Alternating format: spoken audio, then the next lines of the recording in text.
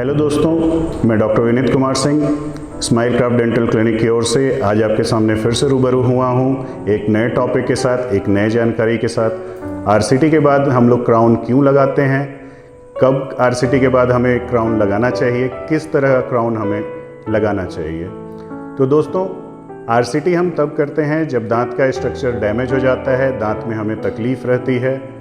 RCT में हम जो तकलीफ़ है, दांतों में दर्द हो रहा है, बहुत ज़्यादा कनकनाहट हो रहा है, उसको हम लोग ठीक करते हैं, जिसमें दांत के सड़े हुए नसों को, ब्लड वेसल्स को साफ़ कर दिया जाता है, जिससे दांत पूरी तरह से पहले की तरह का हो जाता है। लेकिन दांत का स्ट्रक्चर जो टूट गया है या क्षय हो गया है, उसको ठीक करने के लिए हमें उसके ऊपर कैप लगाना चाहिए, या हमारे डेंटिस्ट जो हैं उसके ऊपर कैप लगाने की सलाह देते हैं।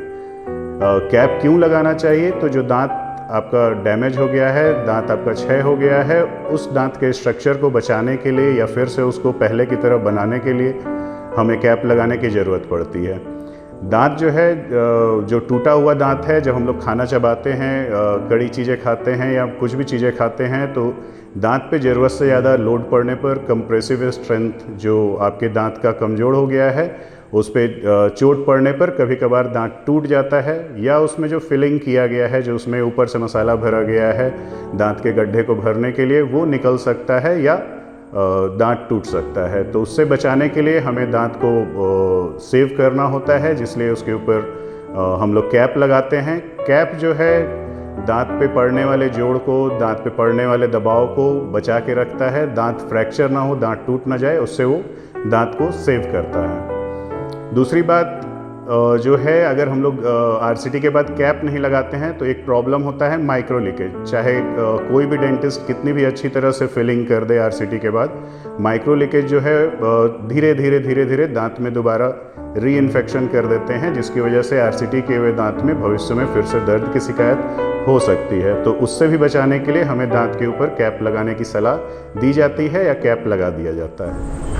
तो दोस्तों, ये तो हम समझ गए कि आरसीटी के बाद कैप लगाना चाहिए, जो एक बहुत ही ज़रूरी चीज़ है। लेकिन आरसीटी के बाद या कितने दिनों बाद हमें कैप लगाना चाहिए, ये भी एक जानने की चीज़ है। आज के डेट में आरसीटी दो तरह की होती है, सिंगल सिटिंग आरसीटी और multiple sitting RCT. Single sitting RCT में सेम डे दांतों के नसों की सफाई करके उसमें जड़ तक नया मसाला भर दिया जाता है।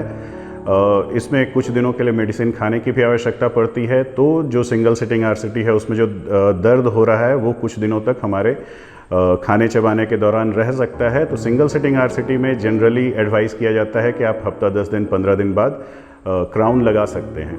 दूसरी हुई multiple sitting RCT. Multiple sitting RCT में जो आरसीटी हो रही है वो पहले दिन नसों की सफाई की गई, फिर उसमें सेकेंड ड्रेसिंग दिया गया, उसके बाद फिर आपको अच्छे से खाने चबाने के लिए छोड़ दिया गया, और 3 दिन 4 दिन या हफ्ते दिन बाद फिर उसमें आरसीटी कंप्लीट किया गया है।